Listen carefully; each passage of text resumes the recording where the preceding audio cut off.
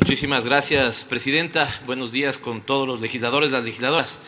Muy breve, Presidenta. De manera inicial, solamente coincidir con todos aquellos que han dicho que estos son los temas que este Pleno debe debatir, que estos son los temas que le interesan a la ciudadanía. Y saludo y felicito en ese sentido la participación, el trabajo que ha hecho la Comisión de Justicia para que se puedan trabajar reformas al COGEP, que evidentemente son positivas para el orden ciudadano. Sin embargo, Presidenta, yo he enviado a los asambleístas de esta mesa, particularmente a su presidenta, también a quien felicito por haber guiado el primer debate y en este segundo debate, y me parece que es adecuado que no plantee que la votación se dé ahora, sino que se puedan procesar algunas reformas planteadas en este segundo debate sobre este proyecto de ley. Le he enviado, decía, a los miembros de la mesa una comunicación que va en el sentido de lo que hoy expone el asambleísta Torres. ¿Por qué? Porque coincidiendo con la asambleísta Salgado, creo que aquí no hay evidentemente el deseo de querer favorecer alguna, digamos, posición determinada. Creería también que esa posición determinada menos busca favorecer a una empresa transnacional. Sin embargo, si la norma tiene que leerse también sobre los riesgos que abre, sobre los riesgos que puede advertir, la primera cosa que quiero comentar es la regulación que están haciendo en el proyecto de ley al artículo 28, que busca ampliar las materias sobre las cuales se puede hacer el recurso de revisión. Recordemos que la iniciativa legal actual está fundamentada sobre todo en el artículo 184 de la Constitución y se regula más someramente en el Código Orgánico de la Función Judicial. Lo que de alguna u otra manera, o la orientación, el concepto, es que esto se ciña fundamentalmente a dos elementos: el derecho penal, ¿no es cierto?, y cuando estamos hablando de adolescentes infractores. Pero aquí lo que se está abriendo, asambleístas, son dos causales que en su interpretación podrían generar fallos, podrían generar problemas con los litigios que tiene el Estado generados por laudos internacionales. En ese sentido, la propuesta es absolutamente clara: la eliminación del numeral 3 y el numeral 4 como razones que pueden hacer la revisión, que pueden, digamos, mejorar la revisión, el recurso de revisión. Insisto, no estamos juzgando aquí solamente la intención que han tenido los legisladores para incorporar esto. Estamos juzgando si esa intención puede darnos un efecto no previsto. Y en algunos casos los efectos no previstos pudieran ser más perjudiciales que lo que la norma quiere proponer. En ese sentido, insisto en que nuestra propuesta hago también unos cambios de redacción, pero lo esencial, y a donde apunta mi intervención, es a proponerle a la presidenta de esta comisión y a los miembros que efectivamente analicen la eliminación de los numerales tercero y cuarto que se agregan para la revisión del recurso. El otro elemento tiene que ver, y lo hago con absoluta guía de lo que desde mi perspectiva ha significado la implementación de tratados bilaterales de inversión para el país. Yo he conversado en algunas ocasiones en este pleno y de manera particular con algunos asambleístas que los tratados bilaterales de inversión en realidad tienen más de elementos dogmáticos que elementos que han generado beneficio positivo al país. Y no lo estoy diciendo solamente desde la apreciación que yo como legislador puedo tener sobre este tema.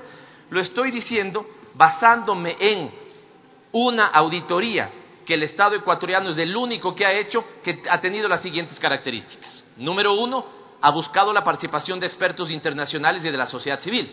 Por lo tanto, no fue hecha solamente con participación de representación pública, sino de expertos internacionales y de expertos de la sociedad civil.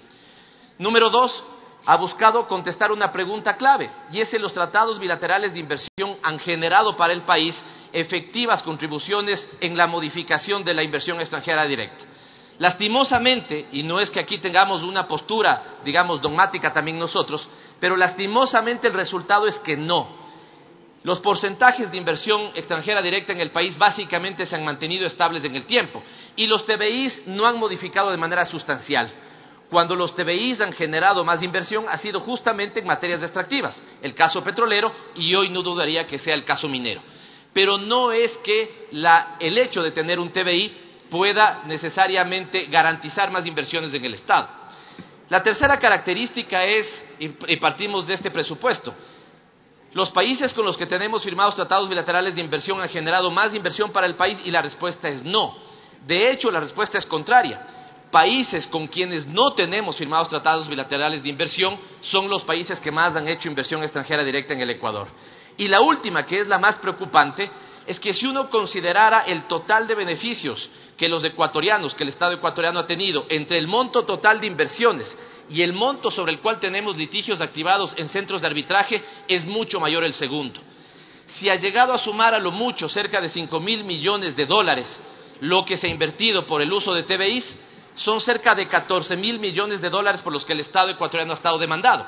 En ese sentido, si nosotros, y en este momento se disputan cerca de 11.000 millones de dólares donde se le pide al Estado ecuatoriano compensaciones.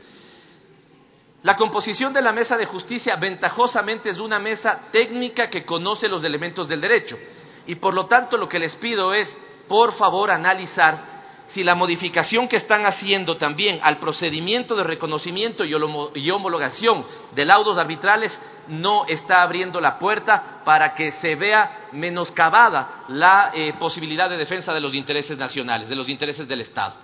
Por favor, asambleístas, pónganle a esto mucha atención. El caso Chevron en este momento se ha activado de manera perversa. Una empresa que ha generado todos los perjuicios que uno pudiera imaginarse en la Amazonía ecuatoriana. Y llamo la atención para la participación y la representación de los hermanos y las hermanas amazónicas en este pleno de la Asamblea Nacional. Ahí tenemos dos elementos en el problema y en el litigio. El uno de privados contra Chevron y el otro del Estado contra Chevron. Y aquí se está afectando a los dos elementos. Porque si nosotros abrimos, como pudiéramos estar abriendo, insisto, el capítulo relacionado con sentencias, laudos arbitrales y actas de mediación expedidos en el extranjero, creo que pudiéramos estar nuevamente vulnerando los mecanismos de defensa que tiene el Estado ecuatoriano en ese sentido. Por lo tanto, la propuesta es ahí nuevamente clara. Pido, y nuevamente pido también a la presidenta de la comisión que pueda compartir el oficio que le envié con el resto de miembros, que básicamente se recuperen algunos elementos de la redacción actual del COGEP. Más aún, si como puedo entender hay alguna sensibilidad para eliminar la disposición tercera y cuarta del recurso de revisión, los numerales tercero y cuarto del recurso de revisión, eventualmente van a tener que hacer ustedes un ajuste en la norma relacionado con lo que he señalado, con el tema de laudos y sentencias arbitrales. Creo que eso es lo fundamental. Hay otro elemento que planteo sobre reformas a la ley de arbitraje y mediación, que es muy sencillo, le he explicado a la presidenta, y ahí simplemente lo que solicito es que no se deje esto al marco interpretativo, sino que se diga claramente quiénes son los competentes para asumir estos elementos. Cierro con esto, felicitar nuevamente el otro elemento que conversé con la presidenta también es el tema de caducidad de los juicios monitorios. Y nuevamente ahí el tema es, por favor, asambleístas, traten de cerrar el marco interpretativo en la redacción. Cierro entonces felicitando nuevamente, porque esto es lo que debemos tener en el Pleno, cosas que le interesan al país. Pero estas cosas que le interesan al país tienen que analizar dos cosas: los defectos previstos en la normativa y también analizar los defectos no previstos en la normativa. Si entre los no previstos eventualmente se podría vulnerar la capacidad de defensa del Estado, hay que corregir eso.